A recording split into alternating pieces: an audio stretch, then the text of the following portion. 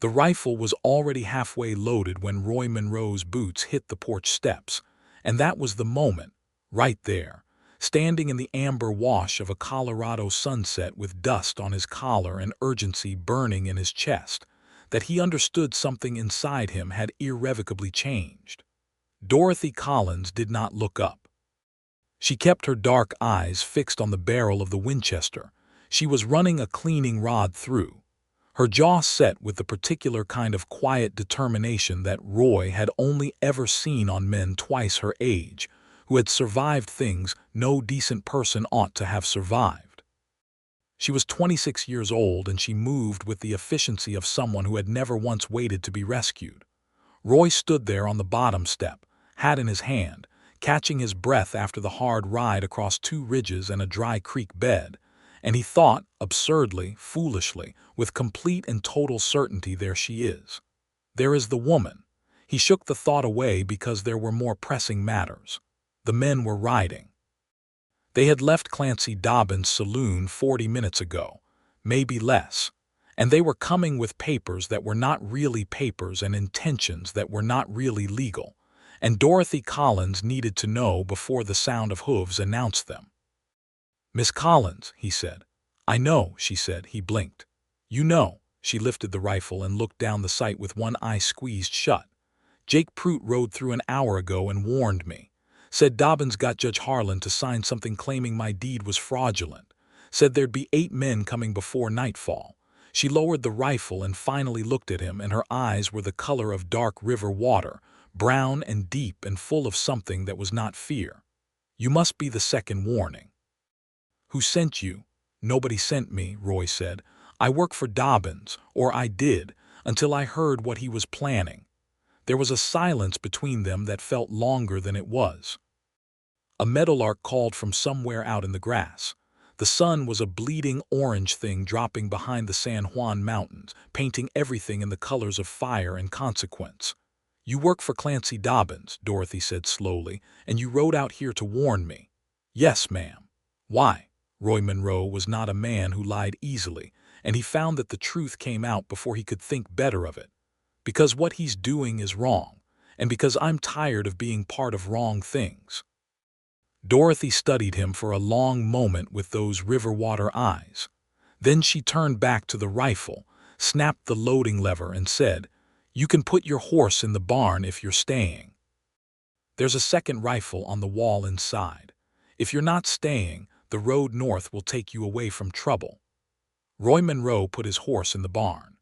The year was 1879, and the Colorado Territory was a place where a woman owning a mining claim alone was considered either brave or foolish, depending on who you asked. Dorothy Collins had staked her claim on Silver Creek Gulch 8 months prior, after her husband, Thomas Collins, had died of a fever the previous winter in Denver, leaving her with a deed, a mule, a decent rifle, and the particular freedom that grief sometimes gives a person, the freedom to stop being afraid of anything except standing still. Thomas had been a good man, quiet and steady, and Dorothy had loved him in the way you love a thing that is reliable and warm. When he died, she had not crumbled. She had grieved, properly and fully, and then she had looked at the deed he'd left her, and she had made a decision. She would work the claim. She would make it matter. She would not sell it, and she would not let it be taken, and she would not go back east to live in someone's spare room and be pitied. She had spent 8 months proving that a woman could run a one-person mining operation in the Colorado mountains, and she had found color, good color, promising color, the kind of color that made men like Clancy Dobbins notice and want and scheme. Clancy Dobbins ran the most profitable saloon in Creede, Colorado, and he had expanded his holdings through a combination of sharp dealing, strategic friendliness with territorial judges, and the occasional application of pressure that stopped just short of being called outright violence. He was the kind of man who always made sure someone else's hands were dirty so his own remained clean. He had sent Roy Monroe and 2 other riders to various parts of the territory as fixers, as persuaders, as the men who showed up when Dobbins wanted something settled in his favor.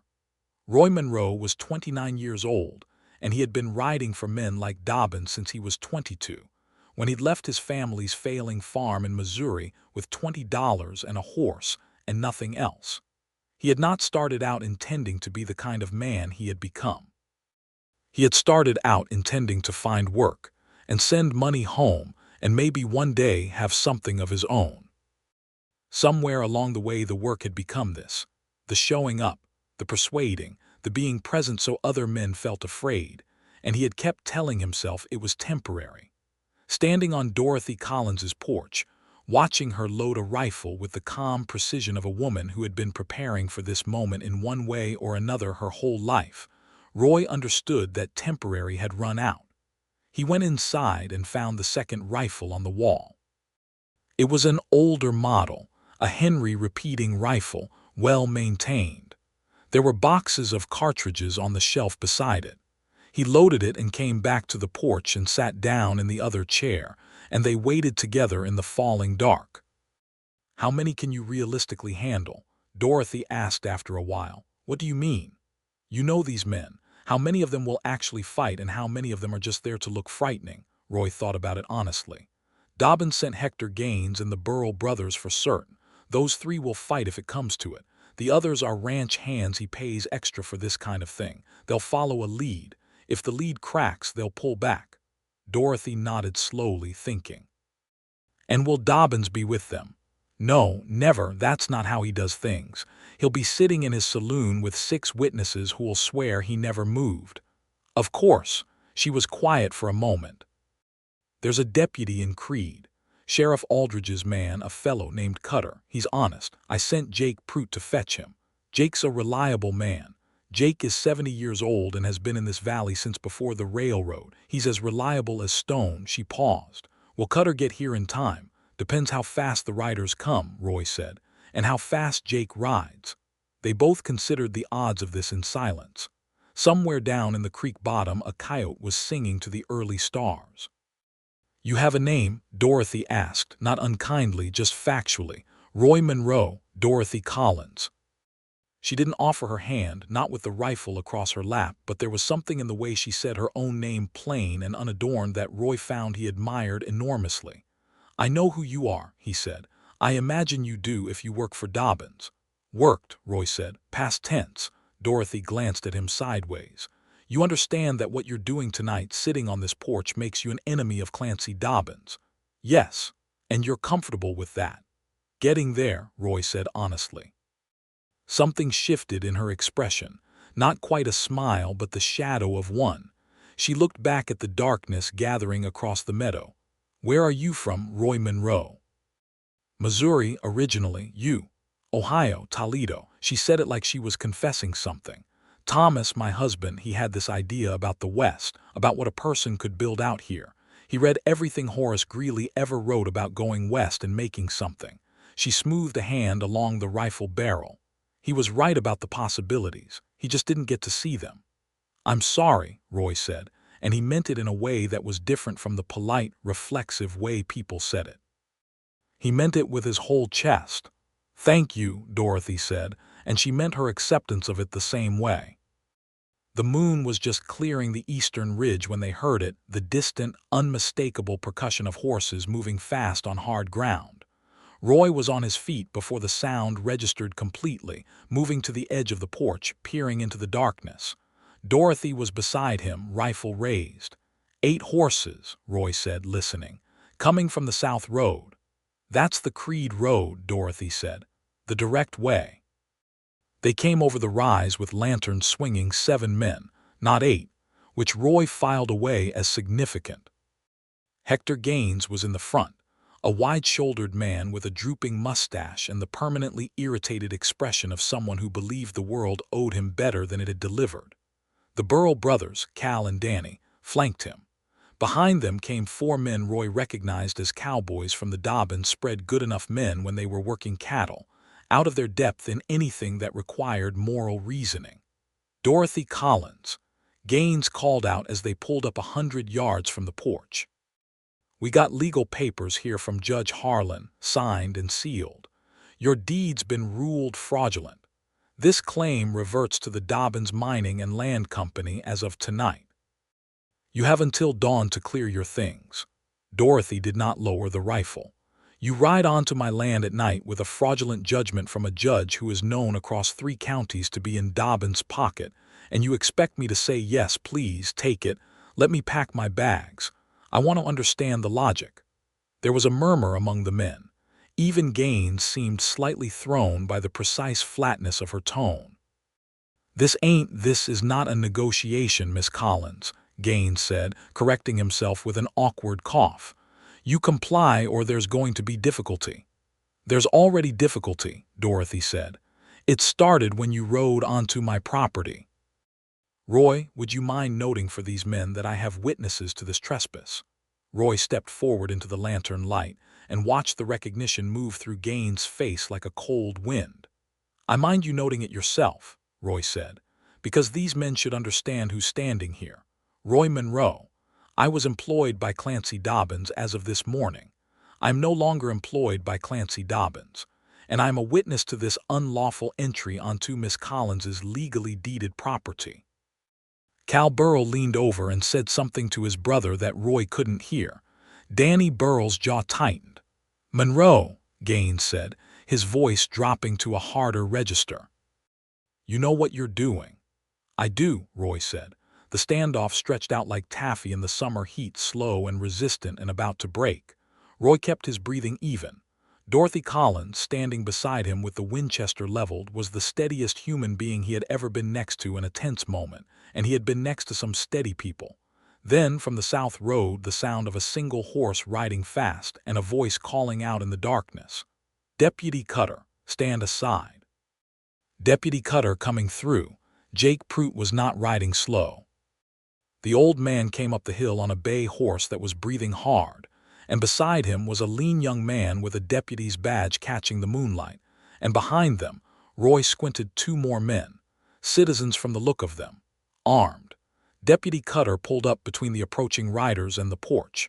He was perhaps 25, with a serious face and a clean badge and the kind of posture that made people believe he would do exactly what he said he would do. "Hector Gaines," he said loudly. "I have a wire from Denver. Judge Harlan's ruling has been suspended pending a formal review of his conduct by the territorial court. Any enforcement action taken on that ruling tonight is illegal under Territorial Code, Section 12, Paragraph 4. You are advised to remove yourselves from this property immediately." The silence that followed was the kind that decides things. Cal Burrell turned his horse first, then Danny, then the 4 ranch hands, one by one, peeling away like leaves in a wind. Gaines sat his horse the longest, staring at Roy Monroe with an expression that promised future difficulties, and then he turned and rode south without another word.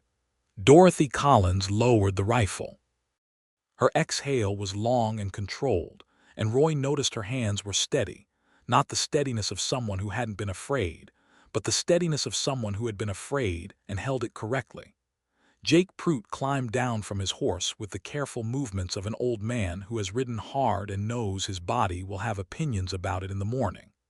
"Dobbins is going to be something fierce when he hears about this," the old man said to no one in particular. "He's going to be more than fierce," Roy said. "He's going to make a second move." Deputy Cutter tied his horse to the fence post and came up to the porch. "Miss Collins, I want to have your full account of tonight's events, and yours," he said to Roy, "starting with your employment history with Dobbins, Mr. Monroe." "Happy to give it," Roy said. Dorothy looked at Roy, then really looked at him the way you look at a person when you're deciding something important. Roy looked back, and whatever he had been deciding since the moment he hit the porch steps settled into a clean, quiet certainty. "Come inside," Dorothy said to all of them. "I'll make coffee. We have work to do." The kitchen of Dorothy Collins's claim house was small and practical, and had the particular warmth of a place that one person has arranged entirely for their own comfort and efficiency. There was a good iron stove and a scrubbed pine table and shelves of orderly supplies. There were no decorative things except for a small framed photograph on the mantel above the fireplace. Dorothy and Thomas Collins, standing in front of a Denver photographer's backdrop, young and formal and smiling at whatever future they thought they were walking into. Roy noticed the photograph but did not comment on it. He sat at the table and drank the coffee Dorothy made and gave Deputy Cutter a full and honest account of his 7 years working for Clancy Dobbins. He held nothing back. He named names, described incidents, gave dates as best he could remember them. Cutter wrote it all down in a small notebook with a stub of pencil, his expression never changing from its particular brand of concentrated seriousness. Jake Prout sat in the corner and drank 3 cups of coffee and fell asleep between the second and third cup, which struck Roy as deeply admirable. Dorothy sat across the table from Roy and listened to his account with the same focused attention she had given the approaching riders, and Roy felt the weight of her attention like a hand on his shoulder, not uncomfortable, not demanding, just present. When he was done, Cutter looked up from his notebook. "This is substantial," he said. "The territorial court review isn't just about Judge Harlan's ruling tonight. If what you've described is accurate, and I have no reason to think it isn't, we're talking about a pattern of judicial corruption, property fraud, and coercion going back years." "It's accurate," Roy said. "You understand that giving this testimony formally in front of a territorial judge will make you a significant witness in a significant case. I understand. And you understand what that means for your personal safety, given Dobbins' resources and his demonstrated willingness to—" "I understand all of it," Roy said. "I'll give the testimony." There was a small, charged silence. Dorothy set her coffee cup down with a faint click against the pine table. Cutter nodded. "I'll arrange a formal meeting in Creed day after tomorrow. I'd advise both of you to be present and to not be alone until then." He looked at Dorothy. "Miss Collins, do you have anyone you can stay with tonight?" "I'm staying on my claim," Dorothy said pleasantly, in the tone of a woman stating a geographical fact. "Miss Collins, Deputy Cutter, I appreciate your concern. I will lock my doors and I will keep my rifle within arm's reach as I have every night for the past 8 months. If you would like to post someone on the road, I would be grateful. But I am not leaving my claim." Cutter looked at Roy. Roy shrugged because there was nothing to shrug about. She was clearly right and she was clearly not going to be moved, and frankly he respected both things. "I'll stay," Roy said. "If you'll have me, I can sleep in the barn, I can keep watch." Dorothy considered him for a long moment. Outside, an owl was doing its slow, patient inquiry into the darkness. "The barn floor is hard," she said finally. "There's a cot on the porch. You can use that." "Much obliged," Roy said. Cutter left with his 2 citizen companions, promising to have a rider on the South Road before midnight. Jake Prout woke up, accepted a piece of cornbread that Dorothy produced from somewhere, declared that his bones were feeling the night air, and rode home on his bay horse at a pace that was somehow both dignified and efficient. And then it was just Roy Monroe and Dorothy Collins in the warm kitchen at midnight with 2 empty coffee cups between them, and the whole complicated silence of 2 strangers who have just passed through something difficult together and are not sure what to do with each other now that the difficulty has temporarily receded. Dorothy stood and collected the cups and took them to the wash basin. "You don't have to explain yourself to me," she said to the window above the basin. "What you did tonight. You don't have to give me reasons or history." "I wanted to," Roy said. She turned from the window. "Why?" He thought about it honestly, the way he had learned to think tonight without shortcuts. "Because I want you to know that the version of me that worked for Dobbins isn't the version that sat on your porch tonight. And I'm not sure I'm able to explain the distance between those 2 things in any way that would make sense. But I know there is a distance, and I know which side of it I want to be on." Dorothy looked at him for a long time in the lamplight. Her face was not a soft face.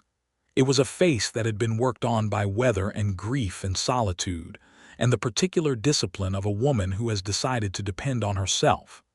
But it was a face that was, Roy thought, extraordinarily beautiful in the way that honest things are beautiful.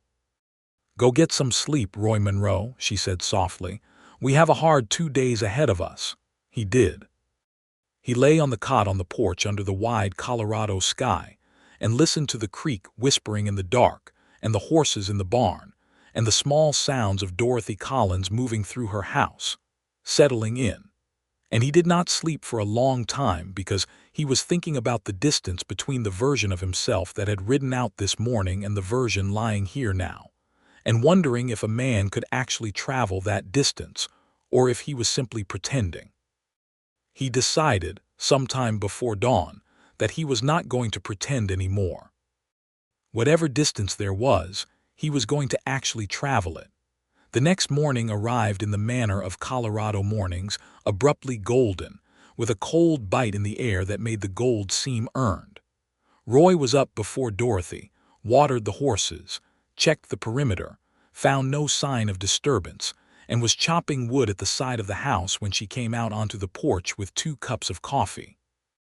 She was wearing a plain blue work dress, and her dark hair was braided back, and she looked like someone who slept exactly as much as she needed to and not 1 minute more. She held out one of the cups without comment. "Thank you," Roy said, setting down the axe. "You didn't sleep much," she observed. "Slept enough." "Neither did I." She sat on the porch step and wrapped both hands around her cup. The meadow was silver green in the early light, and the creek was a thin, bright line through the grass. "I was thinking about Dobbins' next move." Roy sat on the lower step, close enough for conversation, far enough for courtesy. "He'll go around the territorial review," Roy said. "He has contacts in Denver, men who owe him or fear him. He'll try to get the review itself suppressed, or he'll try to discredit me before I can testify." "How would he discredit you?" "Any number of ways. My employment history with him can be used against me as easily as it can be used against him, depending on how you frame it. He'll say I did everything willingly, that I was the bad actor, that I'm trying to deflect blame onto him. He'll find people to swear to it." Roy drank his coffee. "The only way to make my testimony stick is to make it part of a larger case. Other witnesses, documents, the kind of evidence that's hard to bury." Dorothy was quiet for a moment. "I have letters," she said. Roy looked at her. "From Thomas. He was in Denver for several months before we came out here, and he was looking into claim sales and deed filings. He wrote to me every week. In some of those letters, he described conversations he had with Dobbins' people about this claim, offers that were made and then withdrawn when he declined them. One letter describes a meeting with a man named Stanton. He's one of Dobbins' Denver contacts, who made what Thomas described as a veiled threat." She looked at Roy levelly. "Thomas kept copies of his own letters. They're in a box under my bed." Roy stared at her. "You've had these letters for 8 months. "Yes." "And you didn't go to the authorities." "I went to Sheriff Aldridge the week after I arrived and staked my claim. He told me written accounts of verbal conversations were not sufficient evidence, and that I should be careful about making accusations against established businessmen without substantial proof." She said this without bitterness, merely as a statement of how things had been. "So I kept the letters and I waited." Roy found himself shaking his head slowly. "You were building a case." "I was preparing to defend what is mine," Dorothy said. "If the defense happened to involve a significant legal case against a corrupt land operator, I didn't see that as a problem." Roy Monroe looked at Dorothy Collins in the thin gold light of the Colorado morning and felt something happen in his chest that was nothing like the neat, clean certainty he'd had on the porch the night before. This was larger and more frightening and entirely out of his control, and it felt, despite all of that, like walking out of a dark room into the sun. He looked away before she could see his expression shift. "We should get those letters to Cutter today," he said. "I was going to suggest the same thing." They rode to Creed together in the late morning, Dorothy on her mare and Roy on his gelding, the letters wrapped in oilcloth in Dorothy's saddlebag. Creed was a rough, growing town, new buildings going up alongside older ones, the constant sound of hammers and commerce, the railroad having arrived the previous year and brought with it both prosperity and trouble. It smelled of sawdust and horses, and the particular ambition of a place that knows it is becoming something, but isn't sure yet what. Roy was aware of the looks they drew as they rode down the main street together. He was aware of the specific quality of the look that came from the direction of the Dobbins saloon, which sat broad and prosperous at the far end of the street with its painted sign and its new glass windows. He did not look toward it. He kept his eyes forward and his spine straight.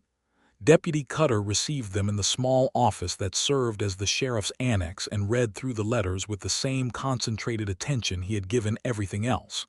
Sheriff Aldridge, a heavier man in his 40s, sat behind his desk and was notably less attentive until Cutter said, quietly, "Sir, you need to read this one," and held out the third letter. After that, Aldridge read everything himself. "This changes the nature of the situation considerably," Aldridge said after a long silence. "Yes, sir," Cutter said. "We'll need to wire Denver." Aldridge stood up and straightened his coat. "Miss Collins, I owe you an apology. When you came to me last spring, you did what you thought was right with what you had," Dorothy said. "Not graciously exactly, but without cruelty, just honestly. What matters now is what we do with what we have." Aldridge nodded, slightly chastened in the way of men who have been given a more generous response than they deserve and know it. "I'll wire the territorial court today, and the U.S. Marshal's office." He looked at Roy. "Monroe, I want your written testimony drawn up by tomorrow morning." "You'll have it," Roy said. They were outside in the street again, untying their horses, when Roy noticed the man standing at the far end of the boardwalk outside the saloon, watching them. Not Dobbins himself. Dobbins was never visible in the middle of the day during anything that might become a problem. It was Gaines, still wearing that permanently irritated expression, arms crossed, watching. Roy met his eyes across the street and held them. Gaines looked away first. "He saw us come out of Aldridge's office," Dorothy said quietly. She was adjusting her stirrup and not looking at Gaines, but Roy understood she had already noted everything there was to note. "Dobbins will know within the hour," Roy said. "Good," Dorothy said. "Let him know."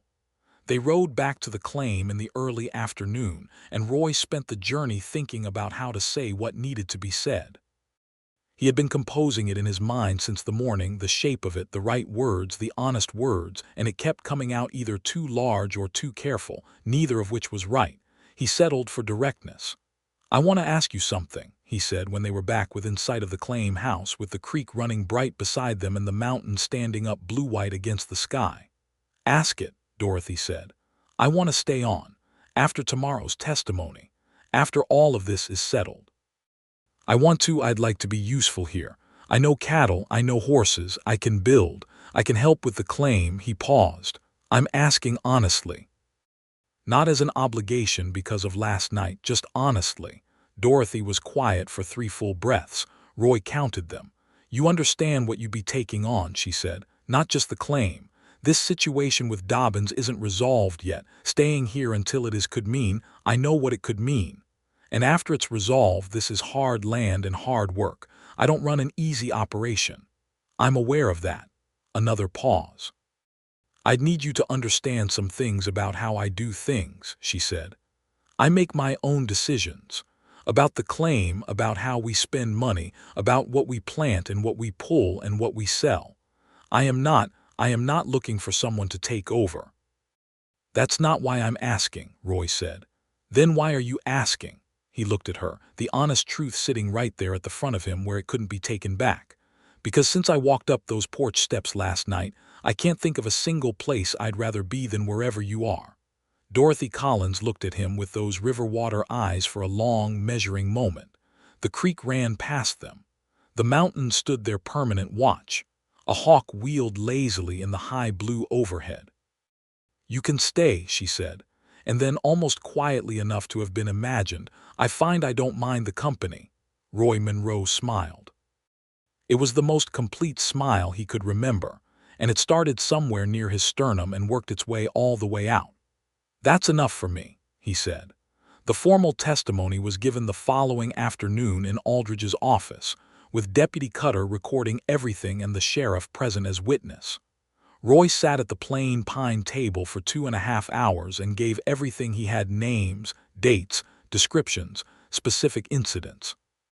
He described the 3 properties he personally knew had been taken through fraudulent deed challenges. He described the judge's payments, which he had witnessed once at a back room meeting in the saloon.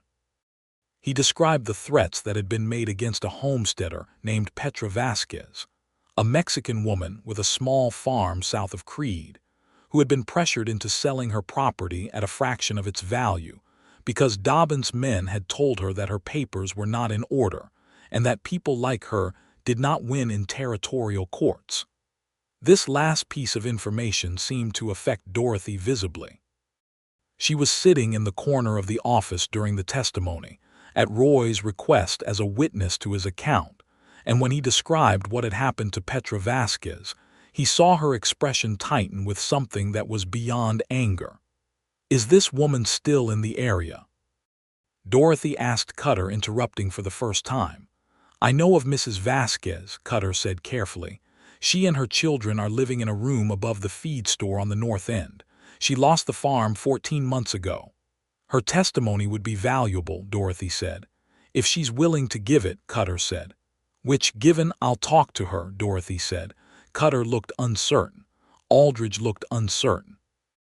Roy did not look uncertain because he had already stopped being surprised by Dorothy Collins, and besides, she was right. After the formal testimony was complete and recorded and signed, Roy and Dorothy walked down to the north end of Creed to the feed store. Dorothy went up the outside stairs alone, which Roy understood was the right approach. He waited below with his hands in his jacket pockets and listened to the sound of the mountains and the town. Dorothy was up there for 40 minutes. When she came back down, she did not say much. Only, "She will talk to Cutter tomorrow. She will bring her own letters and documents." And then, with a quieter intensity, "Her husband died too. Different circumstances, but Dobbins' people told her that without a husband the property rights were unclear for a woman of her background." Dorothy paused. "They told her that very specifically." "I know," Roy said. "I'm sorry I was part of a place that did that." "You are helping to undo it," Dorothy said. "That matters, though it doesn't undo the original harm." "No," Roy agreed. "It doesn't." They walked back toward the stable in silence that was not uncomfortable. At some point, without either of them announcing it or making a thing of it, Dorothy's hand came to rest in the crook of Roy's elbow. It was a small thing and a large thing simultaneously, and Roy was very careful not to make any sort of production of it, merely adjusted his arm slightly so that her hand was more comfortable there. The following weeks were a combination of legal proceedings, hard daily work on the claim, and the slow, careful unfolding of 2 people discovering each other. Roy Monroe was good with horses in a way that was almost intuitive. They trusted him in the easy, uncomplicated way that animals trust people who are genuinely calm. Dorothy watched him with her mare, a temperamental animal named Cass who had been difficult since Dorothy bought her, and saw the horse settle under Roy's hands in a way that she had never managed, and felt something complicated about this, something that had equal parts of gratitude and vulnerability in it. Roy was, she was discovering, honest to a degree that was occasionally startling. He said what he thought. Not harshly, he had a gentleness about him that surprised her, given his history, but directly. When he disagreed with her approach to the sluice operation, he said so plainly and explained his reasoning.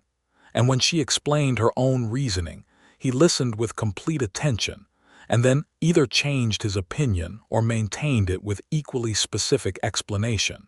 And it was the most satisfying kind of argument Dorothy had ever had with another person. She had not, she realized one morning while she was cooking breakfast and Roy was outside doing the morning checks, thought of Thomas with pain in a number of days now. She thought of him still. She would always think of him, she believed, but the grief had shifted its weight. She thought of him as the man he had been, with the warmth of a good memory, rather than with the cold ache of a fresh wound. She was not sure what to make of this. She was not sure if it was healing or simply the natural displacement of one thing by another. She put 2 plates on the table and called Roy in for breakfast and watched him duck under the low doorframe and knock the dust from his hat against his thigh and hang it on the hook. And she thought, she allowed herself to think, that this was, in its own complicated and earned way, a good thing. The legal case moved with the deliberate pace of territorial justice, which was faster than some had expected given Dobbins' influence. Petra Vasquez gave her testimony to Deputy Cutter, and it was powerful, specific, and detailed, and delivered in Spanish with Cutter writing through an interpreter, and then read back to Vasquez and corrected and confirmed. 2 other property owners came forward in the weeks that followed, emboldened by the news that a formal investigation was underway. Dobbins himself never appeared in any of this. He was, as Roy had predicted, always elsewhere, always with witnesses, always the man who had merely hired people to do things he had no specific knowledge of. His attorney, a sharp Denver man named Fellows, arrived in Creed and filed a series of motions in the territorial court challenging the admissibility of the evidence, the validity of the deed review, and the integrity of Roy Monroe as a witness. The challenge to Roy's integrity was the most personal and the most carefully constructed. Fellows produced 3 affidavits from men who claimed to have witnessed Roy engage in specific acts of coercion against property owners, acts that Roy knew had been committed by others, by Gaines and the Burrell brothers, but which could be attributed to him with the appropriate amount of sworn testimony from men who were being paid to remember things a certain way. Roy sat with Dorothy the evening after Fellows filed the challenge and read through the affidavits and felt the old cold weight of his past settling back onto his shoulders. "This is what I was afraid of," he said. Dorothy was reading the documents over his shoulder, close enough that he could feel the warmth of her presence, and she said nothing for a long time. Then she pulled a chair around and sat beside him and said, "Who can contradict these affidavits? Who was present at these events who would tell the truth?" Roy thought carefully. "There was a man named Pete Landry. He was part of the operation for 2 years before me. He left, we didn't agree on what we were doing, and he said so plainly and left, and Dobbins let him go because Pete was a bigger man than Dobbins wanted to argue with. He's farming in the Uncompahgre Valley now, last I heard. Would he testify? If he believed it would do some good. Pete is a man with a conscience. He was always uncomfortable with the work. The reason he stayed 2 years was the same reason I stayed 7, which is that leaving felt complicated and staying felt like what you did when leaving felt complicated." Dorothy looked at him steadily. "That is the most honest thing I have ever heard you say about why you stayed." "I've been practicing honesty," Roy said. "You're a good teacher." The shadow of a smile again. She was not a woman who smiled easily or often, which made every instance of it something Roy found himself cataloging carefully. "Write to Pete Landry," she said. "Tonight." He wrote the letter that night at the kitchen table while Dorothy sat across from him reading a worn copy of a farming almanac, and there was something so essentially ordinary and good about the scene, 2 people at a table in lamplight, occupied with their own tasks, comfortable in the shared space, that Roy had to set down his pen for a moment and simply be present in it. "Are you writing the letter or looking at it?" Dorothy asked without looking up from the almanac. "Writing it," Roy said, picking up the pen. He could hear the smile in her silence. Pete Landry's response came 10 days later by return rider from the Uncompahgre Valley. He would come. He would bring his own account of the operations, which he had apparently written down in a detailed journal that he had kept as a private record for reasons of his own conscience. He arrived in Creed 3 days after his letter, a large, quiet man in his 40s with an honest face and a very direct handshake, and he and Roy sat together in the stable for 2 hours going over everything before Pete went to see Cutter. The night before the formal territorial hearing, Roy and Dorothy sat on the porch in the October dark, and the mountain air was sharp and clean, and full of the smell of coming snow. "Whatever happens tomorrow," Dorothy said, I want you to know that what you did coming here, staying, testifying, it matters. Not just for the claim, for all of it." She paused. "For Petra Vasquez, for the others." "I hope it's enough," Roy said. "It's enough to have done it," Dorothy said. "The outcome isn't entirely in our hands." Roy turned to look at her in the darkness. She was looking at the mountains, her profile clean and certain against the sky. "Dorothy," he said. "Roy," she said in the same tone.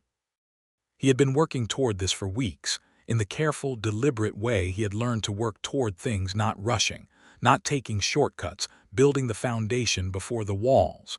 But there were moments when patience reached its natural limit, and this was one of them. "I have been falling in love with you," he said, "since the moment I came up those porch steps and saw you already loading the rifle." The silence that followed was the longest of Roy's life. It was not a cold silence. It was the silence of someone choosing their words with the care they deserve. "I know," Dorothy said. "Do you?" "I have been," she said, "somewhat occupied with the same process." Roy exhaled. "Dorothy, I am not a simple person," she said, still looking at the mountains. "I have a grief in me that isn't going to disappear. I have a claim I intend to work for the rest of my life. I have opinions about things that are probably going to be inconvenient. I am not an easy proposition." "I know," Roy said. "I have been paying close attention."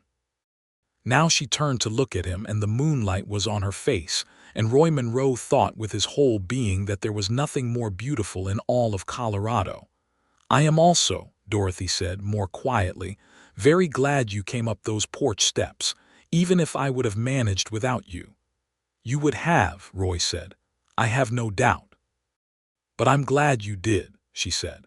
He reached out and took her hand, which was strong and calloused and warm, and she let him hold it, and they sat together on the porch under the enormous sky, and neither of them said anything for a long time, and it was the most complete thing Roy Monroe had ever been part of.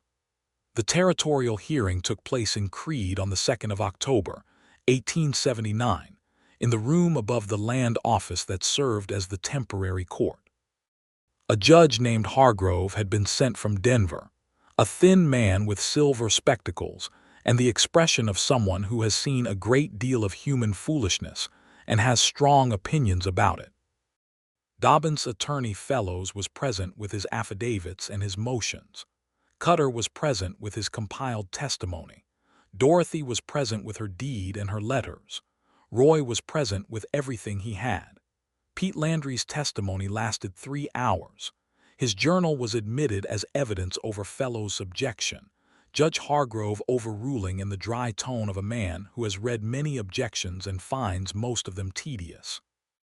Petra Vasquez gave her testimony through an interpreter and answered every question in a clear, steady voice, and when she was done, there was a silence in the room that felt significant. Roy gave his testimony last. Fellows cross-examined him for an hour, prodding at the affidavits, suggesting Roy was deflecting his own culpability onto his employer, suggesting his motivation was suspect. Roy answered every question the same way he had learned to do everything in the past weeks, directly and without ornamentation, and with the full weight of honesty behind it. At the end, Fellows said, "Mr. Monroe, is it not true that your current personal interest in the outcome of this case is directly tied to your relationship with the primary claimant, Miss Collins?" "I am in love with Miss Collins," Roy said plainly. "That is a fact. It is also a fact that I was riding toward this hearing before I understood that, and would be riding toward it regardless. You can draw whatever conclusion you like. The record speaks for itself." There was a murmur in the room. Dorothy, sitting at the claimant's table with her hands folded, did not look at Roy, but her chin lifted by one precise degree, and Roy knew her well enough by then to understand this was the equivalent of another person breaking into a wide smile. Judge Hargrove ruled 2 days later in a written opinion that was delivered to Aldridge's office, and then read aloud in the street by a breathless deputy.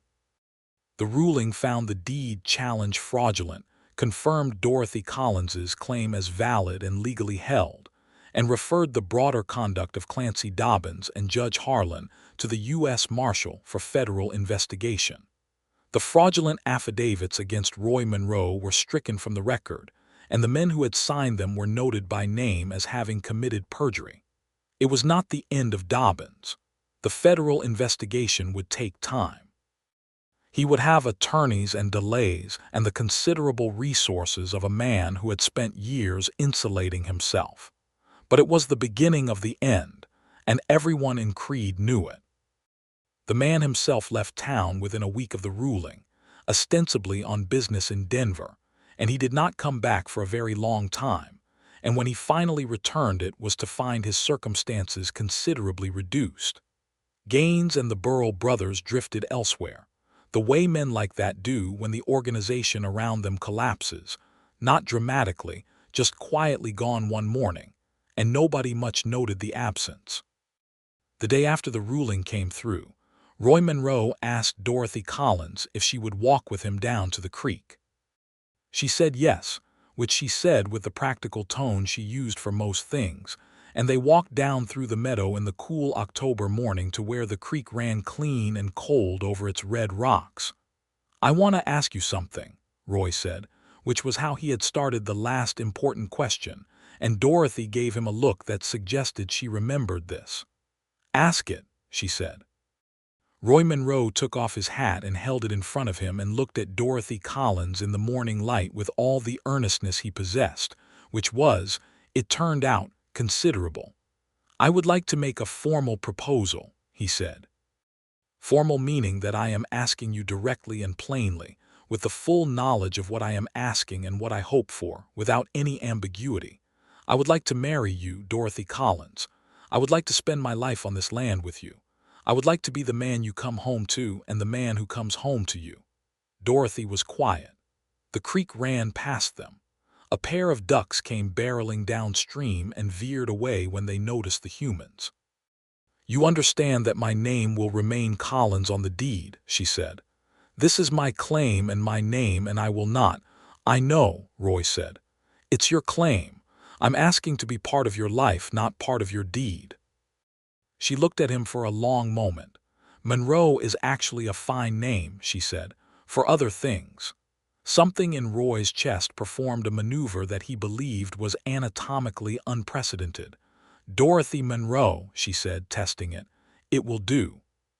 He took a step toward her, and she took a step toward him, and he kissed her there by Silver Creek Gulch in the Colorado mountains, with the snow-topped peaks watching and the water running past, and the whole wide sky bearing witness. And it was the best thing Roy Monroe had ever done with his life up to that point. They were married in Creede in November of 1879 by the circuit minister, in the parlor of the town's one decent boarding house. It was a small ceremony. Jake Prout was there, cleaned up considerably and beaming with the satisfaction of a man who has watched a good thing develop from close range. Deputy Cutter was there. Petra Vasquez was there with her 3 children, the youngest of whom, a boy of about 4, fell asleep standing up against his mother's leg midway through the ceremony, which made Dorothy's eyes go soft in a way that Roy noticed and remembered. Pete Landry sent a letter with his regrets, being unable to make the journey, and a very fine quilt made by his wife, which arrived slightly battered by the mail but intact, and which Dorothy put on the bed in the claim house and declared to be excellent quality. Roy Monroe said his vows in the plain-spoken, direct way he said everything, looking at Dorothy the whole time, and Dorothy Collins, Dorothy Monroe, said hers with her chin up and her voice steady, and her eyes full of something that Roy understood was not quite the same as the uncomplicated joy of a first wedding, was instead something deeper and more considered and more freely chosen. And this, he thought, was the kind of love that lasted. That winter was a hard one. The snow came early and deep, the way it does in the San Juans when the mountains decide to make their authority clear. Roy and Dorothy worked through it in partnership, feeding animals, keeping the stove fed, maintaining the structures against the weight of the snow. They had long evenings by the fire and they read to each other from the small collection of books Dorothy had, and they talked about everything and argued about some things and made up afterward in the warm dark. And Roy Monroe understood with growing certainty that this was the life he had always been trying to find his way toward. In the spring, they reopened the sluice operation on the claim, and Roy proved himself to have a genuine aptitude for the mechanical aspects of mining, which surprised them both. He had a patience for detailed physical work that matched Dorothy's own, and between the two of them they tripled the operation's output in the first season. The gold coming out of Silver Creek Gulch was not spectacular, but it was consistent, and consistent was what they needed. Roy also broke and trained 4 horses that first spring, selling 3 to ranches in the valley and keeping one, a blue roan mare that he named Patience, and that Dorothy immediately claimed as her own riding horse, informally but completely, without ever acknowledging the theft. Roy did not mind. He found he did not mind most things when Dorothy was involved. Petra Vasquez, with the money from her testimony settlement, a modest sum ordered by Judge Hargrove as partial restitution from the documented Dobbins accounts, put a deposit on a small farm south of Creede. Dorothy rode out with her the day she signed the papers and came home in the late afternoon with red-rimmed eyes that she explained, without elaborating, as dust from the road. Roy accepted this without comment, which was, Dorothy told him later, one of his better qualities. The federal investigation into Clancy Dobbins concluded in the spring of 1881. He was found guilty on 7 counts of property fraud and 2 counts of bribery, and sentenced to 5 years in a federal penitentiary. Judge Harlan had already been removed from the bench the previous year and had fled the territory, which the federal investigators noted with apparent irritation, but could not do much about. The men who had signed false affidavits against Roy received fines and short sentences, which Roy considered adequate without being satisfying, but then most justice was like that. The day they received the news of Dobbins' conviction, Roy and Dorothy sat on the porch in the evening, the same porch where it had all begun, where Roy had come up those steps and found her already loading the rifle, and Dorothy poured 2 small glasses of the whiskey she kept for significant occasions, and they touched the glasses together and drank. "Done," Dorothy said. "Done," Roy agreed. "Thank you," she said, "for coming up those steps." "Thank you for not shooting me," Roy said. She laughed. It was a full, genuine laugh, and Roy thought there was no better sound in the whole of the Colorado mountains. "I had not made a final decision about that," she admitted. "I know. That's probably what made me fall in love with you on the spot." She leaned her head against his shoulder, which she did sometimes in the evenings when the day was done, and he put his arm around her, and they sat and watched the stars come out over the San Juan Range, and there was nothing unresolved between them. Nothing they had not faced together and worked through, nothing waiting to ambush them in the dark. That autumn, Dorothy told Roy she was expecting. She told him in the kitchen in the morning, over coffee, in the practical tone she used for significant matters, watching his face. Roy Monroe set down his coffee cup and stood up from the table and crossed to where she was standing and put both hands on her face with a gentleness that he didn't know he had until she taught it to him, and he said, "Dorothy Monroe, you are the finest thing I have ever been trusted with." "It's the other way around," she said, and her voice was not entirely steady, which Roy found he loved with his whole heart. Their son was born in the spring of 1882, delivered by the Creede midwife in the Claim House bedroom, while Roy paced the length of the porch so many times he wore a discernible track in the boards. He was a healthy, loud boy with dark hair like his mother, and a set of lungs that the midwife declared impressive, and that Roy thought sounded like a very specific kind of joy. They named him Thomas Roy Monroe, the first name for the man who had found the claim and believed in it, and left it to the woman he loved, and the second name for the man who had come up the porch steps and stayed. Dorothy had chosen both names herself and told Roy when it was done, and Roy had to step outside for a moment to collect himself, which he did with some difficulty, and returned red-eyed from what he also described as road dust. Thomas Roy Monroe was an energetic child from the beginning, with his mother's directness and his father's patience, which was an interesting combination. He followed Roy to the barn before he could walk properly, toddling with determined insistence over uneven ground. He sat in Dorothy's lap at the kitchen table and watched her do accounts with the focused attention of someone who intends to understand. He asked questions about everything with a frequency that Roy found delightful and Dorothy found both delightful and exhausting, which felt correct. Jake Prout came to visit with regularity and had strong opinions about the boy's development that he shared without being asked, and was loved for it, and appeared to consider himself something of an unofficial grandfather, which nobody in the Monroe household discouraged.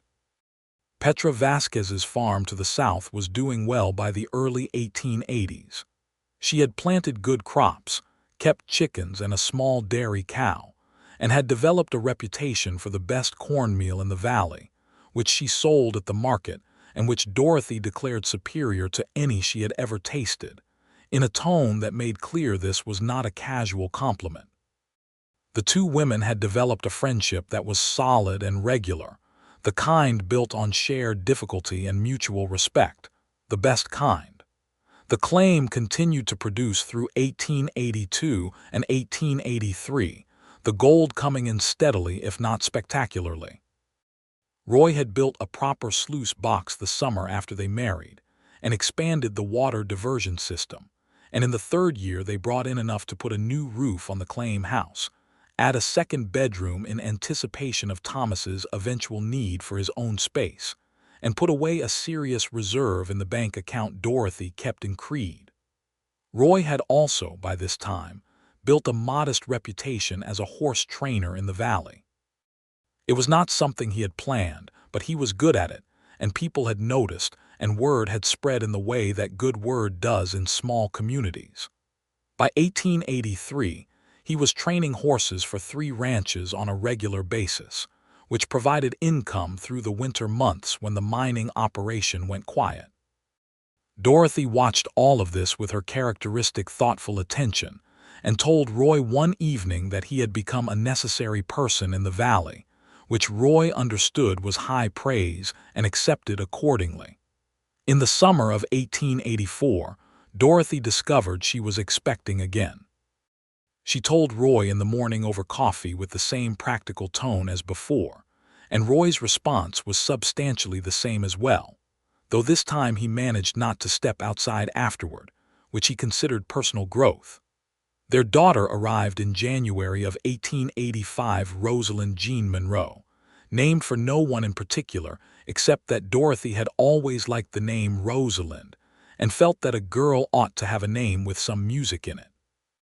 She had Roy's gray eyes and Dorothy's jaw, and a temperament that was entirely her own, observant and sunny, and periodically headstrong in ways that struck both parents as absolutely fair. Thomas Monroe, who was approaching 3 when his sister arrived, received her with a combination of interest and uncertainty that gradually resolved into the proprietary affection of an older brother. He brought her rocks from the creek, which she accepted with apparent satisfaction. The claim house by 1885 was a different place than the one Dorothy had arrived at 8 years earlier. Roy had added onto it twice, methodically and solidly, so that it now had 4 rooms and a proper porch all the way around, and a kitchen window that caught the morning light in the way Dorothy had always wanted. There was a real barn and a corral and a kitchen garden and 2 beehives that Dorothy had added in a moment of ambition, and that produced honey of such quality that the beeswax candles she made from the combs were requested by 3 households in Creed. The photograph of Thomas and Dorothy Collins still hung on the mantel, and Roy had never suggested removing it and never would. It was part of what this place was, part of the story of the woman he loved, and the life she had built, and the foundations on which everything they had together rested. He had made his own peace with the photograph in the first winter of their marriage, looking at it one evening, and understanding that loving Dorothy meant loving everything she had been and lost and built and chosen, and that this was not complicated, not really. One afternoon in the summer of 1885, Dorothy found Roy sitting on the bottom porch step, the same step he had stood on that first evening with Thomas beside him and Rosalind in his lap. And Roy was telling the children something about horses, speaking in the patient, detailed way he had. And Thomas was listening with complete focus, and Rosalind was attempting to eat a corner of Roy's jacket. Dorothy stood in the doorway and looked at this scene for a long moment and felt the full, unambiguous weight of everything she was grateful for. She stepped out onto the porch and Roy looked up, and whatever he saw in her expression made something shift in his face, a warmth, a recognition. "Supper's nearly ready," she said. "We'll be in," Roy said. He stood, transferring Rosalind to one arm and taking Thomas's hand with the other, and the three of them came up the porch steps and into the warm kitchen. And Dorothy thought, she allowed herself to fully think it, that this was the life Thomas Collins had believed in when he read Horace Greeley and dreamed of the West. Not exactly as he had imagined it, because life never was, but the essential thing underneath it, the rootedness, the abundance of an ordinary day, the specific dignity of a life built by hand on chosen ground. She had not gone back east. She had not sold the claim. She had not been afraid of anything except standing still, and she had been right not to be. The following winter was a mild one, as if the mountains had decided to be gentle for a season. Thomas spent hours in the barn with Roy learning about horses in the systematic, thorough way Roy taught everything. Dorothy began teaching herself a saying, having borrowed 3 books on the subject from the Creed Library, reasoning that understanding the precise quality of what she was pulling from the creek would help her time the sails more strategically.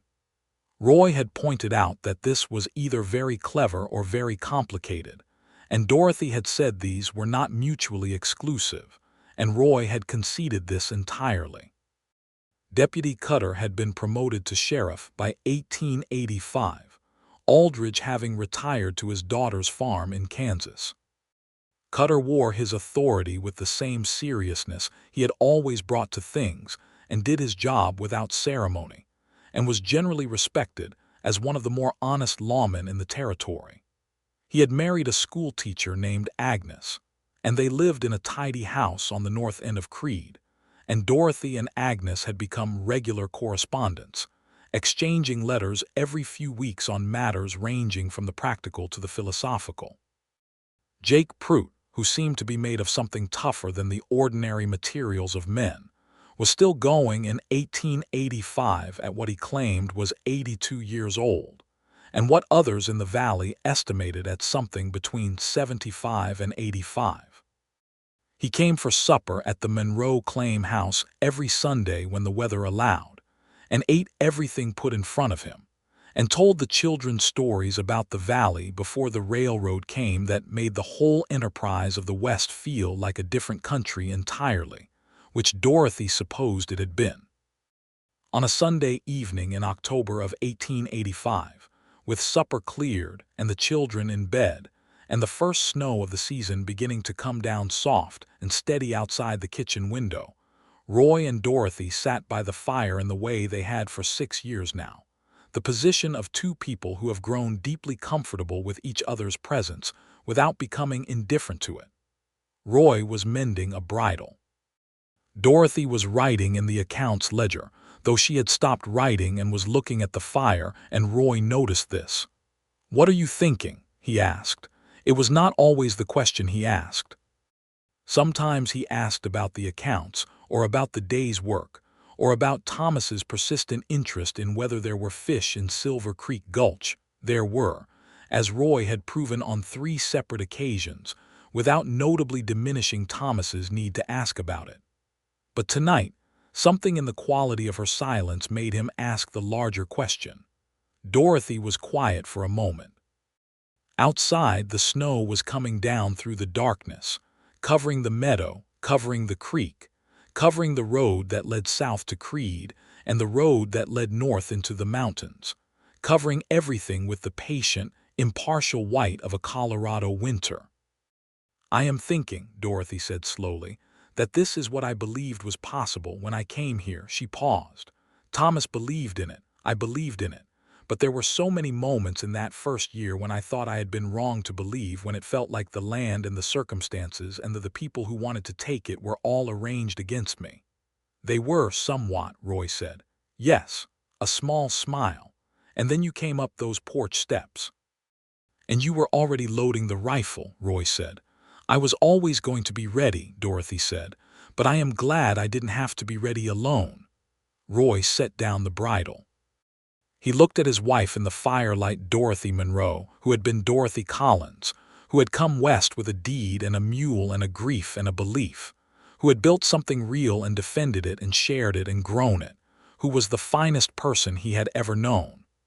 So am I, he said, and he meant it in the fullest, most complete way that language allowed, and in all the ways it didn't.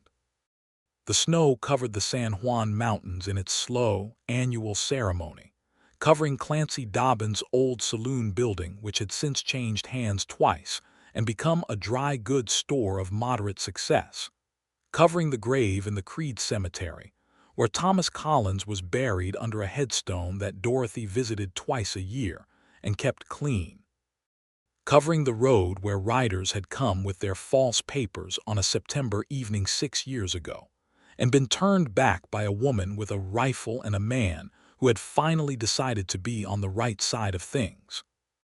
It covered the Monroe claim house with its added rooms and its all-around porch and its kitchen window that caught the morning light, where 2 children were sleeping with the uncomplicated trust of children who have never not felt safe, where a man was setting down a bridle by the fire and a woman was closing the accounts ledger, and where everything that needed to be resolved had been resolved, and everything that needed to be built had been built, and the future was bright and cold and full of the specific, earned abundance of a life that 2 people had chosen together with their whole selves.